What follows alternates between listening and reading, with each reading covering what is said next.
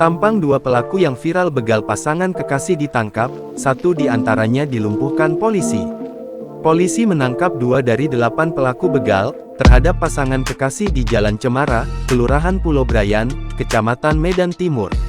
Amatan Tribun Medan, setelah diamankan pelaku langsung diboyong ke gedung Satreskrim Polrestabes Medan. Tampak pelaku saat itu telah mengenakan baju tahanan berwarna oranye dan dikawal oleh petugas kepolisian. Salah satu pelaku dihadiahi timah panas oleh petugas, lantaran melakukan perlawanan saat akan ditangkap.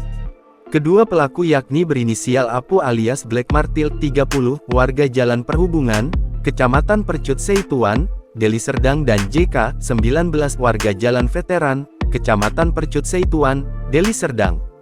Menurut Kasat Reskrim Polrestabes Medan, Kompol Jamakita Purba, para pelaku ditangkap pada Senin tanggal 23 September tahun 2024 dini hari. Kedua ditangkap di lokasi berbeda. Pelaku JK ditangkap saat sedang berada di Jalan Cemara, Kelurahan Pulau Brayan, Kecamatan Medan Timur. Sementara, pelaku Apu ditangkap di Jalan Perhubungan, Kecamatan Percut Seituan, Deli Serdang. Kami tim gabungan Satreskrim dengan Polsek Medan Timur melakukan penyelidikan di lapangan, dan alhamdulillah kemarin kita mendapatkan informasi yang akurat, kata Jama kepada Tribun Medan, Senin, tanggal 23 September tahun 2024. Awalnya tim gabungan mengamankan 1 orang tersangka inisial JK, kemudian kita amankan 1 orang lagi inisial BM, sambungnya.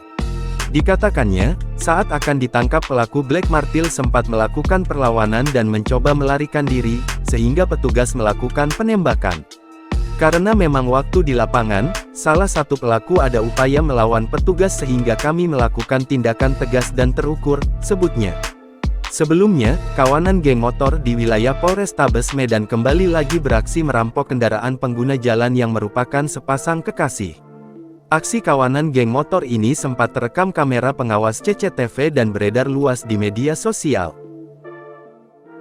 Download Tribun X sekarang, menghadirkan lokal menjadi Indonesia.